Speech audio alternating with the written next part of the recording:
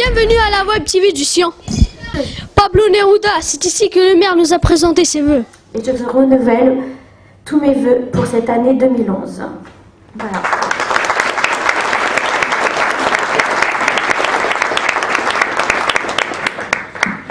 Merci d'abord pour les vœux qui viennent de nous être présentés. Et puis, merci à tous, comme l'a dit la présidente, d'avoir fait l'effort d'être là ce soir. En tous les cas, vous êtes là, je vous remercie. Et si nous sommes là, c'est parce que les uns et les autres, nous partageons ce même goût, ce même plaisir, j'allais même dire ce même besoin, qui est celui de se croiser, de se rencontrer, de se parler. C'est la mode en ce moment, j'entends plusieurs fois comme ça des initiatives en disant dans telle commune on supprime la cérémonie des vœux du maire. Et un journaliste d'ailleurs m'a appelé en me disant vous avez vu cette initiative, qu'est-ce que vous en pensez? Moi j'ai dit moi je ne suis pas du tout dans cette posture. Pas du tout. Elle a dit mais pourtant ça fait des économies. Des économies de quoi? Franchement, est-ce que vous préféreriez que tous les ans, je vous présente mes vœux sur Internet, dans les mails, et puis, ça vous plaît, vous tapez 1, ça vous plaît pas, vous tapez 2, vous voulez pas en entendre parler, vous tapez 3. Non, moi je ne suis pas comme ça. Moi je préfère inviter tout le monde, vient qui veut, on se croise, on se fait la bise, on se serre la main, on se parle et on repart chez soi avec ce contact, cette chaleur, ce contact humain. Moi, j'y suis très attaché. On est là pour se souhaiter la meilleure année possible. Et qu'est-ce qui fait qu'une année est bonne ou pas bonne? Il y a plein d'éléments. Il y a des éléments qui nous sont personnels. D'abord, il y a la santé, il y a la famille, il y a le travail. Et tout ça, c'est pas si simple que ça pour chacune et chacun. Mes chers amis, ce que je voulais vous dire, 2011. Et qu'est-ce qu'on me raconte aux informations? Et vous avez les mêmes chaînes que moi, vous avez les mêmes radios. De quoi on vous parle? On vous parle de 2012. C'est marrant, hein, 2011. Ben non, moi j'ai envie de vivre 2011, et puis je vous invite à vivre pleinement 2011 et essayer d'être le plus heureux possible au cours de cette année-là. 2012, on verra ça après. Mais on ne va pas passer un pied joint sur 2011. Même sur le plan politique, même sur le plan des élections. Il y a un rendez-vous au mois de mars. Pas pour toute la France, mais pour la moitié de la France, les cantonales. Pourquoi, je vous dis, regardez-les bien. Parce que le Sénat, c'est la deuxième chambre. Et quand on regarde depuis le début de la République, le Sénat a toujours été de la même couleur politique, à droite. Mais cette année, ça peut changer. Et à 2 ou 3 sièges, en plus ou en moins, eh bien, voilà. Donc c'est sur le fil du rasoir. Et vous imaginez le Trafalgar politique, si à 6 mois du grand rendez-vous de 2012, eh bien, une des deux chambres change de couleur, celle qui jusqu'à présent avait toujours été de la même, bon, vous vous rendez compte quand même du changement du climat que ça peut faire. Donc c'est très important le rendez-vous de septembre pour le sénatorial. Mais 2011, bah, c'est pas non plus que les intempéries, que les malheurs dans le monde et que la vie politique sur Paris, sur le reste de la France. C'est aussi ce qu'on fait nous, ce que vous faites vous, notre vie de quartier, notre vie de commune, notre vie d'agglomération. Vous en serez les acteurs et vous en êtes déjà les acteurs. Et donc je tiens à remercier toutes les structures qui se mobilisent autour de cette vie de quartier. Le Conseil consultatif de quartier, qui sur beaucoup des sujets que je viens d'aborder, ont apporté leur touche. Mais je veux remercier également l'équipement dans lequel je suis. Le centre socio-culturel, c'est bénévole, c'est professionnel. La présidente a parlé en leur nom tout à l'heure, et je m'associe aux remerciements qu'elle leur a présentés. Et à titre personnel, au nom de l'équipe municipale, à chacune et à chacun, je vous présente vraiment mes meilleurs vœux pour cette année, pour chacune et chacun d'entre vous, pour vos familles, pour vos voisins, pour votre quartier, pour ceux que vous aimez, où qu'ils soient, que vous connaissez déjà ou que vous connaîtrez au cours de l'année. Voilà, je vous remercie.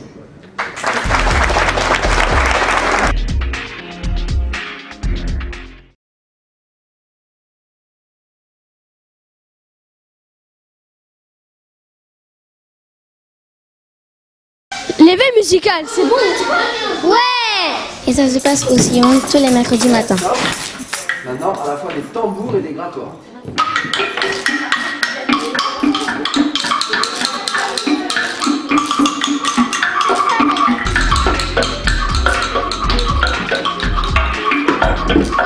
Ok, stop. Maintenant, on va passer tous notre instrument de ce côté-là. Les temps sont durs, il faut économiser de l'énergie. Bref, on devient tous verts. On a appris à la semaine de l'énergie au Sillon.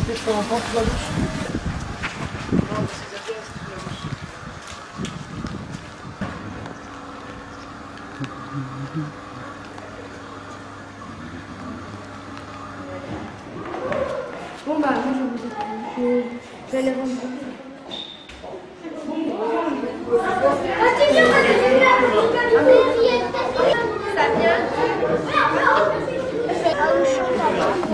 Média. 14, pas mal. On essaye de faire De récolter de l'électricité avec les panneaux solaires. Oui.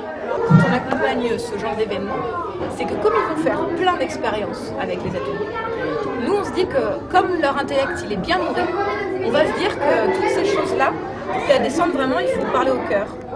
Parce que si on ne parle pas de vivre ensemble, si on ne parle pas de la nature, de la beauté de la nature, et des humains qui se sont déjà beaucoup activés pour la garder et la protéger, bah en fait du coup l'expérience elle va rester comme un petit morceau, une étiquette dans un petit coin de la tête. Donc voilà pourquoi nous, quand on aborde ça, on l'aborde vraiment sous l'angle de l'histoire. Même si on a ici un arbre qui nous permet de parler techniquement de comment un arbre respire, pourquoi est-ce qu'il a plein de points communs avec nous, etc. Est-ce que vous savez qu'il y avait des jeux au Sillon? Voici le jeu du mois avec la ludothèque. Bonjour et bienvenue pour notre petite présentation d'un jeu sorti des rayons de la ludothèque municipale du Sillon de Bretagne. Aujourd'hui, ce mois-ci, je vais vous présenter un jeu qui s'appelle le Poker des cafards. Un petit jeu qui en allemand se nomme Kakerlaken Poker, très sympathique à prononcer. Le principe de ce jeu est relativement simple. Il va falloir réussir à se débarrasser de sales bestioles qu'on n'a pas envie d'avoir chez soi en général.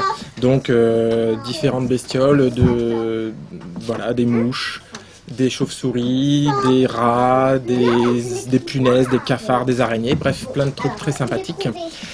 Pour s'en débarrasser, il va falloir tout simplement essayer de les refiler aux voisins et aux copains. Le principe est simple, on distribue le paquet de cartes en fonction du nombre de joueurs. C'est un jeu qu'on joue de 2 à 6. Une fois que les joueurs ont reçu leurs cartes, ils vont les regarder. Ils vont en choisir une dans leurs mains à chaque tour de jeu. Le premier joueur est désigné au hasard. Il choisit une carte et la pose face cachée sur la table. Il va ensuite essayer de la donner à quelqu'un d'autre en lui disant « Tiens, voilà, je te donne une araignée, par exemple. » La personne qui reçoit la carte a 2 choix possibles. Soit elle est sûre et certaine que la personne lui ment. Dans ce cas-là, elle va lui dire « Non, tu mens, je te crois pas, c'est pas une araignée. » On retourne la carte et on voit soit la personne qui a donné la carte au début a menti, et dans ce cas-là, c'est pas bien de mentir, donc elle récupère la carte devant elle. Soit la personne qui a donné la carte n'a pas menti, et dans ce cas-là, c'est la personne qui ne l'a pas cru. Il faut toujours faire un peu confiance aux gens, d'accord ?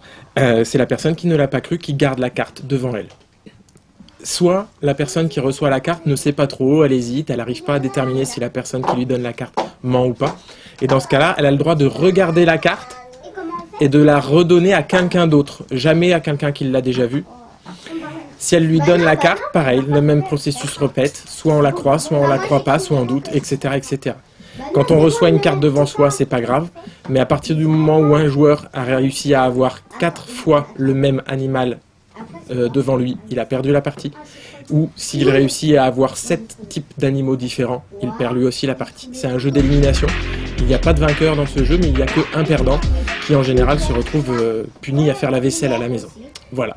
Je vous souhaite un bon jeu et de bonnes fêtes à tous.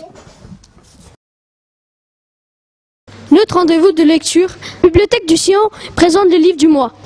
Alors aujourd'hui, la Bibliothèque Sillon vous présente un roman pour les adultes qui s'appelle Quand souffle le vent du Nord de Daniel Glatauer.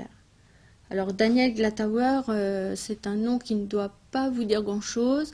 C'est un auteur autrichien qui est traduit pour la première fois en France et qui paraît aux éditions Grasset. Alors ce roman présente un double intérêt, à la fois sur le fond et sur la forme. Alors sur la forme, il est présenté sous forme de conversation sur Internet, de courriels que deux personnes s'échangent, un homme et une femme, qui se rencontrent vraiment par hasard à la suite d'une erreur d'acheminement de courriels. Bon, elles vont poursuivre ces échanges pendant un bon moment, apprendre à se connaître, se découvrir. Et sur le fond, on découvre que finalement, Internet modifie nos comportements, peut pousser les gens à aller au-delà de ce qu'ils seraient dans la vraie vie. Et c'est vraiment l'intérêt de ce livre de nous faire réfléchir à ça. On peut dire que ce roman est très moderne et c'est cette modernité qui est très touchante en fait. Alors pour terminer, on peut dire que c'est un livre qui se dévore, parce que le rythme est très rapide dans l'échange des courriels, mais aussi parce qu'on n'a qu'une hâte, c'est de savoir si ce couple sur Internet va finir par se rencontrer dans la vraie vie. Voilà, nous vous donnons rendez-vous en février pour une nouvelle découverte. J'étais au spectacle Riri et les coquilles au Sillon, c'était vraiment trop marrant. Ah, une toute petite minute quand même. Attends, il faut que je vois. Vous n'êtes pas une minute près, messieurs, dames? Non. Henri, ça tombe bien, ils sont pas une minute près. Vous avez bien fait de venir, hein. Ça fait plaisir. Vous êtes prêts? On compte jusqu'à...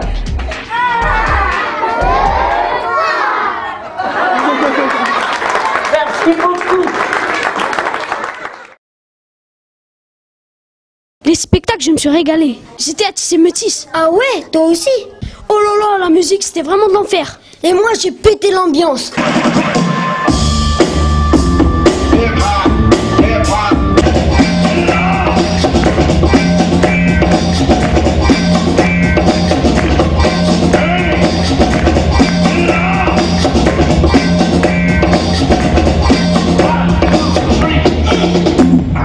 C'était le journal du mois. Merci, à la prochaine.